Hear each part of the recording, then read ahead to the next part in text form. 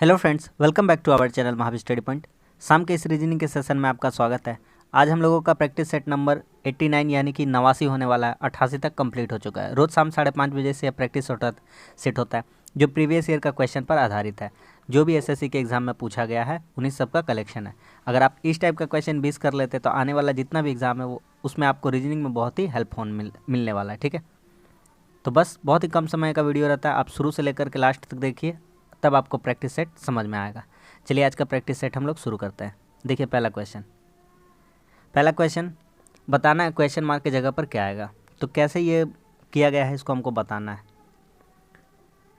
एक काम करते हैं हम, देखिए पहला वाला ग्रुप में देखते हैं 14 × 24/42 करते हैं तो क्या देखने को मिलेगा। 14 × 42, 3 × 8 = 24। यहाँ से आंसर कितना आ रहा है 8। अगला ग्रुप में देखते हैं 64 × 12/96। यहाँ से करेंगे तो कितना आ रहा है 12 × 8 = 96, 8 × 8 = 64। यहाँ से भी कितना आ रहा है 8 आ रहा है। मतलब पहले दोनों को जो सामने दिया उनको गुना कर देते हैं और नीचे वाला से भागा कर देते हैं, तभी ये सेटिस्फाई कर रहा है रूल। अगला भी ट्राई कर लेते हैं, इसी तरह से होना चाहिए। 32 × 18 कितना बिठाएंगे कि हमको 8 मिलना चाहिए। कितना मिलना चाहिए 8 आंसर आना चाहिए। बिठा लीजिए 8 चौके 32, तो x का वैल्यू कितना आ जाएगा 8 चौके 72। तो यहाँ पे कितना बिठाना चाहिए था हमको 72 बिठाना चाहिए। तो ऑप्शन नंबर 4 हो जाएगा। समझ में आ गया क्या ना है। सिंपल सा क्वेश्चन था, उम्मीद करते कि आपको समझ में आ गया। अगला सवाल, इस टाइप का क्वेश्चन का बहुत अच्छा शॉर्ट ट्रिक बताएं हम। देखिए पुल टा नॉप, इसका अर्थ क्या लिखा है। Fruit is good. नॉप को टीर, इसका अर्थ लिखा हुआ है ट्री इज़ टॉल। पुल हो शॉप, इसका अर्थ लिखा हुआ है इट गुड फूड। तो फ्रूट का अर्थ बताना है। कौन कौन सा कॉमन मिलता है, पहले दो चीज़ देखते हैं। यहाँ पे देखिए पुल, यहाँ पे देखिए पुल कॉमन मिल रहा है इस ग्रुप में। तो इस घर में फ्रूट इज़ गुड है और यहाँ इट गुड फूड है, तो यहाँ भी गुड मिल रहा है। तो गुड का कोड कहीं ना कहीं क्या रहा होगा पुल रहा होगा। गुड का कोड, इसका कोड क्या रहा होगा पुल रहा होगा। और कुछ मिलाते हैं, और कुछ है नोप। ये देखिए यहाँ पे नोप है और यहाँ पे भी नोप है। तो यहाँ फ्रूट इज़ गुड है, तो गुड का तो कोड हो ही चुका है। गुड का कोड हो ही चुका है ना, गुड का कोड हो चुका है। तो यहाँ पे नोप था, यहाँ पे भी नोप था। यहाँ पे फ्रूट इज़ है, नोप के लिए यहाँ भी इज़ है, तो इज़ नोप का क्या हो जाएगा इज़। तो नोप कहीं ना कहीं नोप का क्या रहा होगा इज़ रहा होगा। बस आगे बनाने का ज़रूरत नहीं है, हमको पता चल गया अगला कोड। तो कह रहा फ्रूट का कोड यही बचा है। तो फ्रूट का कोड क्या हो जाएगा टा। फ्रूट का कोड क्या हो जाएगा टा।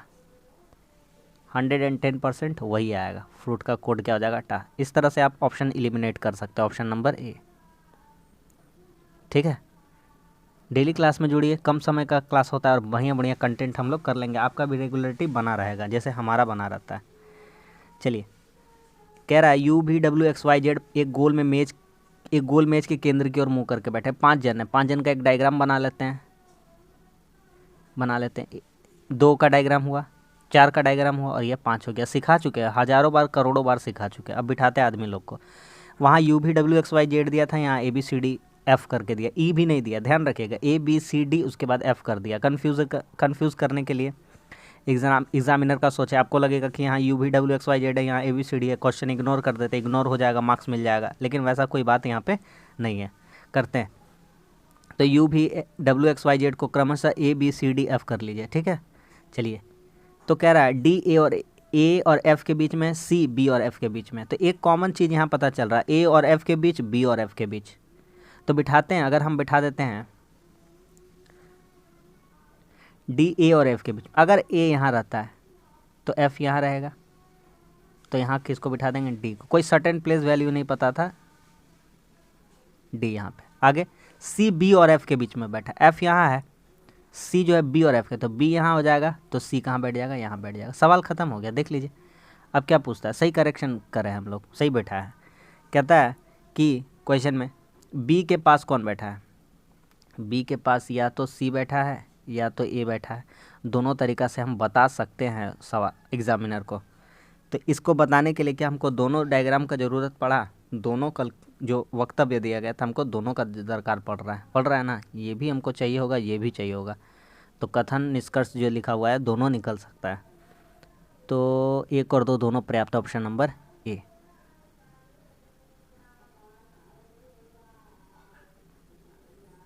समझ में आ गया कि नहीं आ गया? बहुत ही बढ़िया क्वेश्चन था। ठीक है, अगला क्वेश्चन, इसको सजाना है, सजाइए। देखिए एकदम स्मार्ट अप्रोच बताएंगे। पहले ऑप्शन में देखिए 5 5 4 5, या तो आंसर 5 या तो 4 होगा, बाकी सबको तो देखना भी नहीं है। तो 5 4, यहाँ पे देखिए SP लिखा हुआ है, 4 में SP और 5वां में क्या लिखा हुआ है SO। तो पहले क्या आता है MNOP, तब पहले O आता है तो फिर P आता है, तो पहले O आएगा। तो 5 वाला ऑप्शन होगा, ये 4 वाला नहीं होगा। 5 के बाद 4 आएगा, ये तो कन्फर्म हो गया था, अभी भी कन्फर्म नहीं होगा, अब कन्फर्म कर देंगे। SP लिखा हुआ है, SP के बाद E लिखा हुआ है, R लिखा हुआ है, O लिखा हुआ है, O, तो पहले E आएगा, ये तो कन्फर्म हो गया, 4 कन्फर्म हो गया। 4 सब में लिखा हुआ है, 4 देखना जरूरी भी नहीं था। अब देखते हैं, या तो 1 होगा, या तो 1 होगा, या तो 2 होगा, 1 1 या 2, कोई भी 1 2 में देखते हैं। SPO SPO, यहाँ K है, यहाँ R है, तो पहले K आता है तो पहले 1 होना चाहिए, ये 2 वाला ऑप्शन भी हट गया। आ रहा, समझ में आ रहा है कि नहीं आ रहा? अब देखिए 5 4 1 3 2, या तो पहले 3 या तो 2, 3 2 में देखते हैं। यहाँ देखिए O है, यहाँ R है SP के बाद, तो पहले क्या आना चाहिए? O आना चाहिए, है ना? तो पहले 2 आएगा, पहले 2 आएगा, ये भी ऑप्शन हट गया, एक ही का ऑप्शन बचा, ऑप्शन नंबर 1। आ गया कि नहीं आ गया समझ में? एकदम हल्का हल्का बढ़िया बढ़िया क्वेश्चन है। अगला सवाल, 4 बच्चे PQRS से एक सीढ़ी के ऊपर है, कहता है P सीढ़ी Q से ऊपर है।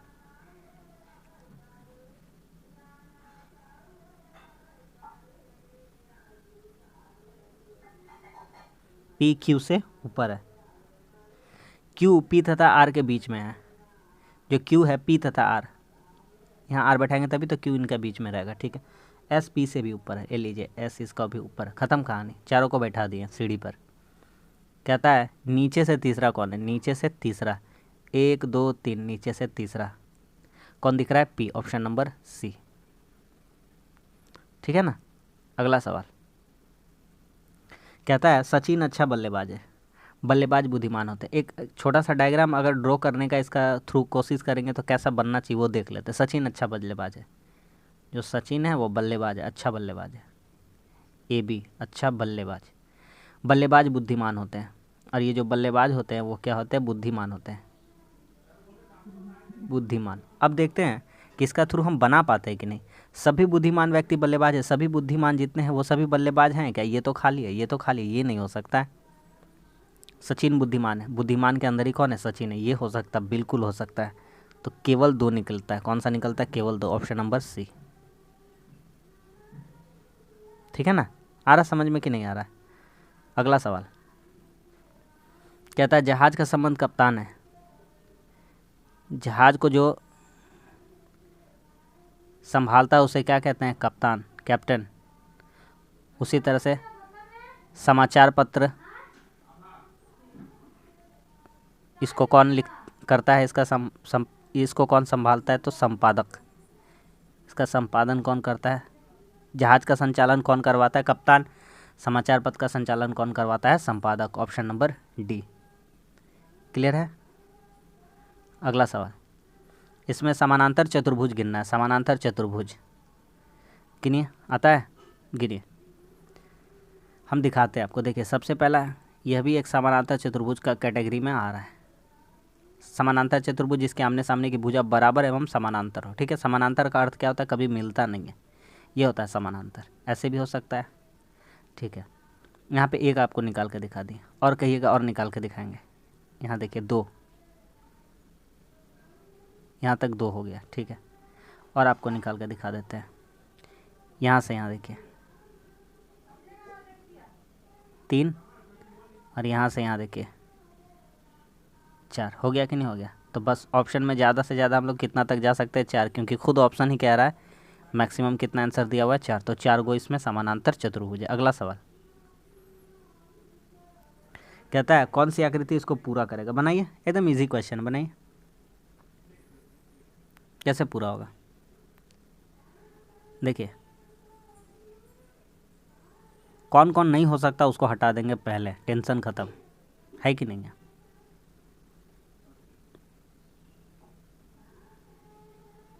देखिए एक छोटा सा देसी भाषा में हम लोग आपको बात सिखाते हैं, आप समझिएगा। देखिए यहाँ पे अगर डंटा गिनिएगा तो कितना डंटा है, एक, ठीक। और यहाँ पे डंटा गिनिएगा तो कितना डंटा है, दो। फिर यहाँ पे डंटा कितना गिनिएगा तो दो है।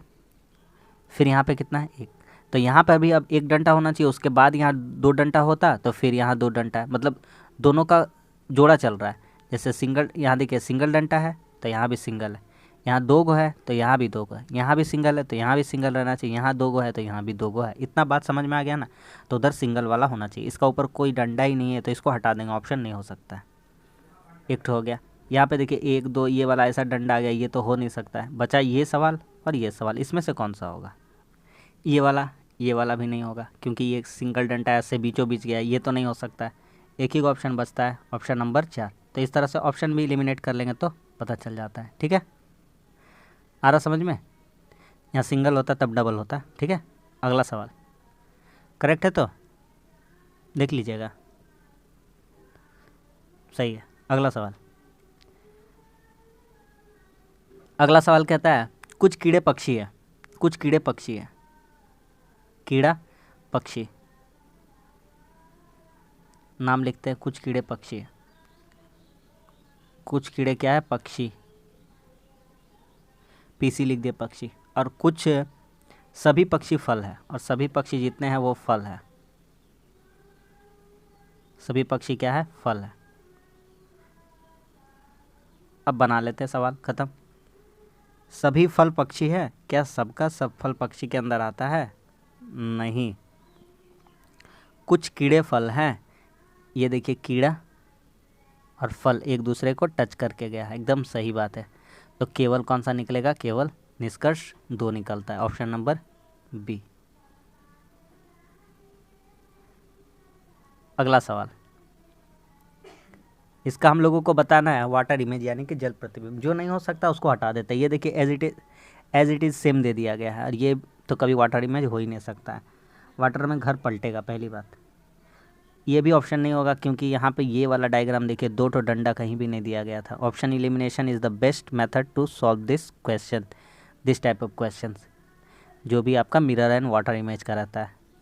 अगला सवाल, इसका रिलेशन 84, 92, 109 में जैसा है उसी तरह से 4 गो रिलेशन ऐसा बन रहा है। कौन सा ऐसा क्या है जो उस तरह से बन रहा है। 84, 92 और 109 का रिलेशन देखते हैं क्या बात किया है ये लोग।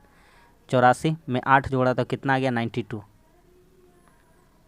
अब क्या किया है, 92 में 17 जोड़ दिया है तो आ गया 109।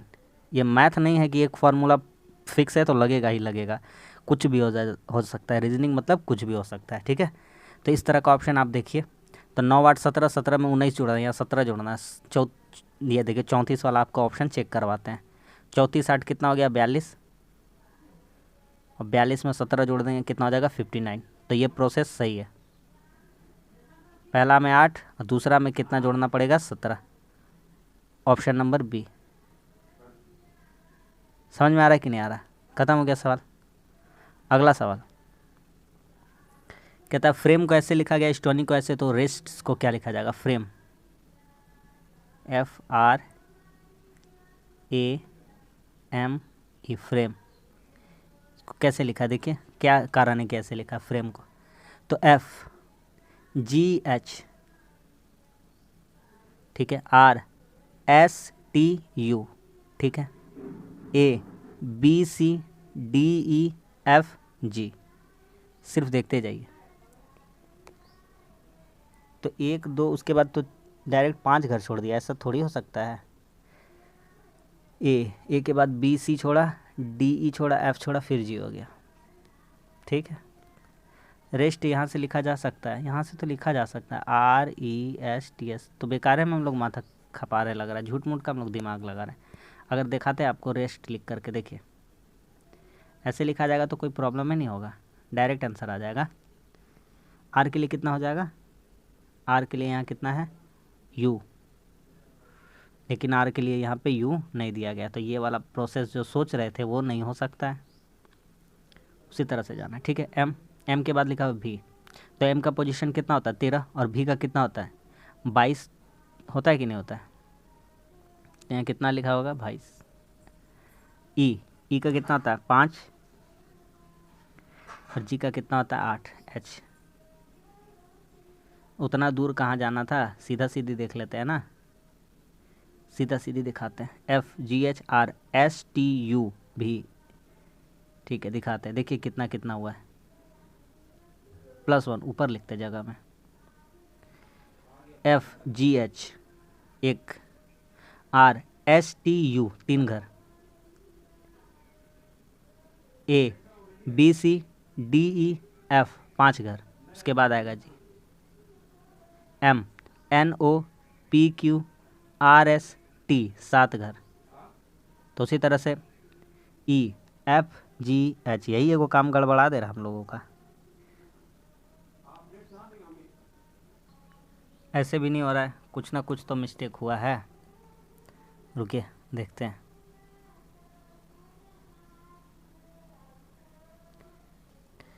देखते हैं फिर से, आराम से देखा जाए। F,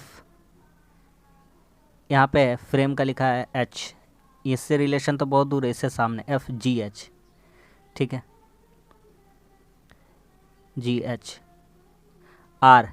R के बाद यहाँ लिखना होगा V, तो STUV, ठीक है पकड़ा रहा है, 1 3 हुआ है, ठीक है।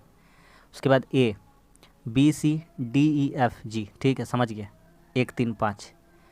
V तो सॉरी इसका देख रहे थे, M से देखना।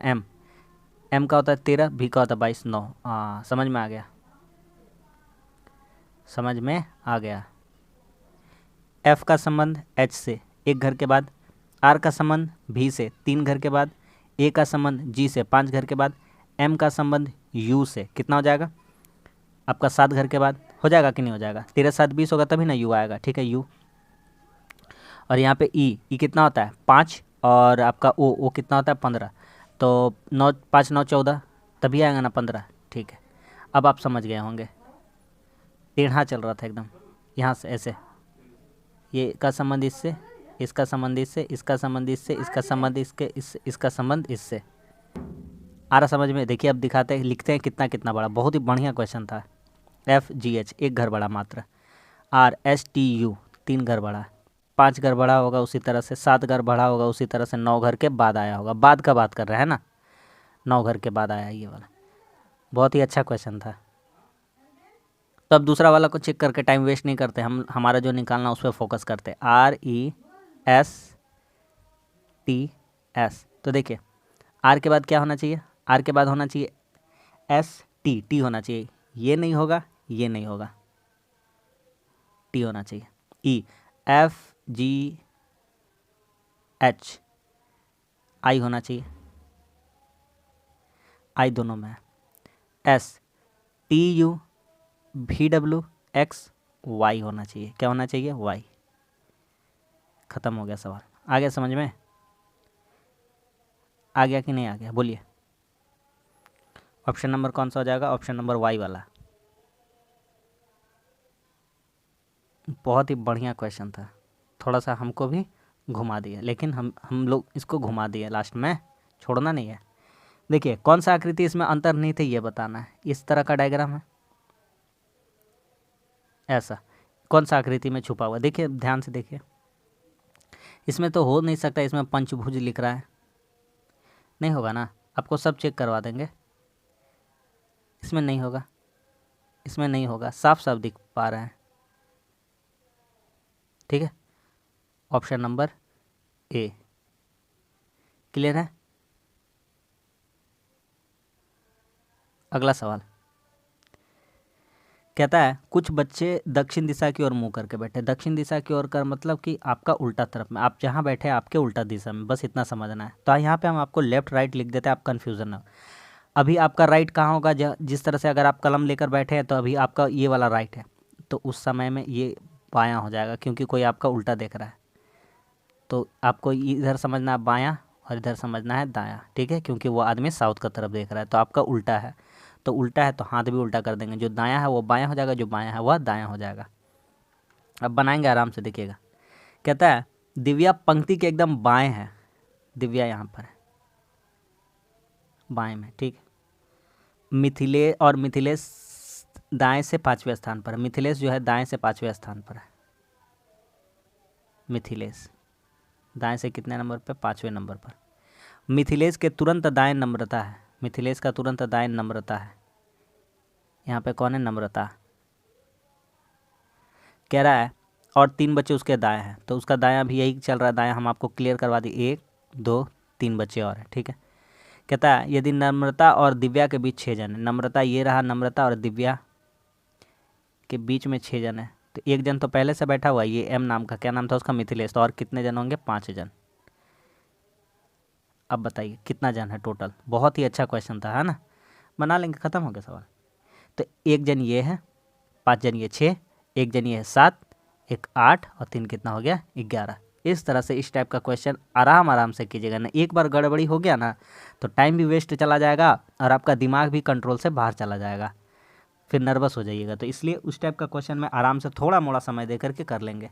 देखिए इसका क्वेश्चन का आंसर बताना। इस क्वेश्चन में हमको थोड़ा सा डाउट लग रहा है। देखिए एक ऐसा आकृति आप समझिए मोटा मोटी बात, और एक ऐसा आकृति समझिए मोटा मोटी बात, है ना? तो जब एल ये समझिए ऐसे, ये समझिए ऐसे ऐसे फ्लैग जैसा बना हुआ है, और इसको उल्टा कीजिएगा तो ऐसा दिखना चाहिए, ठीक है। और इसको उल्टा कीजिएगा तो ऐसा दिखना चाहिए, मतलब मोटा मोटी आपका आकृति ऐसा होना चाहिए। ये जो बॉक्स के अंदर घेरा है ऐसा, ये नहीं है, ये सेम आकृति है, ये सेम आकृति है। ये दोनों आकृति में आप डिसाइड कर लीजिए। हमको तो दोनों सेम लग रहा है भैया, अब हम क्या बता सकते हैं इसमें? कुछ भी नहीं बता सकते। ये क्वेश्चन मेरे ख्याल से इग्नोर हो सकता है। क्या बताएं इसमें? दोनों तो हमको सेम ही लग रहा है। कोई डंडा का भी फ़र्क नहीं है, यहाँ भी डंडा सोया हुआ है, यहाँ भी ऐसे सोया हुआ है, यहाँ डंडा खड़ा है, ये भी डंडा नीचे भी खड़ा है, ऊपर भी खड़ा है, यहाँ भी सोया, यहाँ भी सीधा सीधी है, दोनों सेम दिया हुआ है। कुछ फ़र्क ही पता नहीं चल पा रहा है।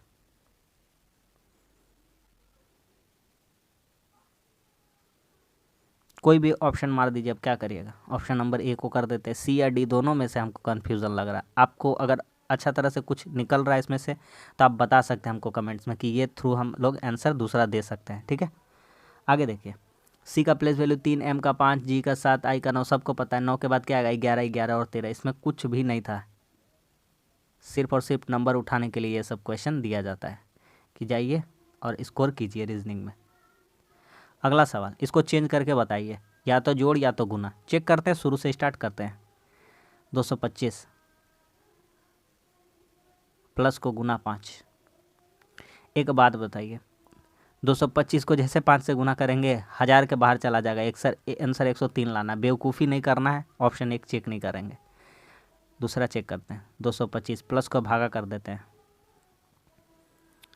गुना 3, भागा को प्लस कर देते हैं, घटाओ 7, 133 लाना है। 45 हो जाएगा। यहाँ लग रहा है कि आंसर तक पहुँच गए हैं, है ना? गुना 3 घटाओ 5, 7 कितना हो जाएगा? 2, -2 हो जाएगा। 45 दिया कितना हो जाएगा? 135, और 135 में 2 घटा देंगे कितना हो जाएगा? 133। आ रहा समझ में? अरे ये सब दिया जाता है कैलकुलेशन करने के लिए, तो आपको फंसना नहीं है। वही तो चाहता है एग्जामिनर की फंसा ले, लेकिन फंसना नहीं है। स्मार्ट अप्रोच लगाना है कि कौन सा नहीं हो सकता, जो नहीं हो सकता उसको कैलकुलेशन करके क्यों टाइम बर्बाद करना है? कीमती वैल्यूएबल टाइम एग्जाम हॉल में नहीं करना है। कुछ लड़के एक पंक्ति में बैठे हैं, पी बाएं से 14वें स्थान पर है। चलिए पी का स्थान बताते हैं। बाएं से, लेफ्ट से कितने स्थान पर है? 14वें स्थान पर। आगे कहता है और क्यू दाएं से 7वें स्थान पर है। क्यू दाएं से कितने नंबर पे है? 7वें नंबर पर। आगे क्या कहता है? 4 लड़के पी और क्यू के बीच में बैठे हैं। 4 लड़के बैठे हुए हैं। सवाल ख़त्म हो गया। 14 4 18 7 25। कह रहा पंक्ति में कुल कितने लड़के हैं? 25 लड़के। ऑप्शन नंबर सी, ठीक है। अगला और आखिरी सवाल, आकृति पूरा करना। एक चीज़ आपको नोटिस करवाते हैं, ये देखिए, ये इसका उल्टा मिल रहा है, ये उसका उल्टा मिल रहा है, ये उसका उल्टा मिल रहा है। कहीं ना कहीं ये वाला आंसर होगा, ऐसा टाइप वाला। तो ये नहीं होगा भैया, और ये नहीं होगा, इसको हटाइए। ये दोनों में से करते हैं। तो देखिए यहाँ 3 डंडा दिख रहा है। 1 2 3 दिख गया कि नहीं दिख गया? 1 2 3, 3 डंडा दिखा, तो 3 वाला आंसर होगा। ये भी नहीं होगा, ऑप्शन नंबर सी। समझ में आ गया कि नहीं आ गया? तो बस आज के लिए इतना ही। आज भी हमारा 20 क्वेश्चन कंप्लीट हो गया, और उम्मीद करते हैं आपको प्रैक्टिस सेट पसंद आता होगा। तो वीडियो अच्छा लगता है तो लाइक कर दिया। अगर वीडियो को देखते हैं, अगर कुछ सीखते हैं, तो वीडियो को ज़रूर हमारे चैनल को सब्सक्राइब कर लीजिए। मिलते हैं अगली वीडियो में, तब तक के लिए धन्यवाद। जय हिंद।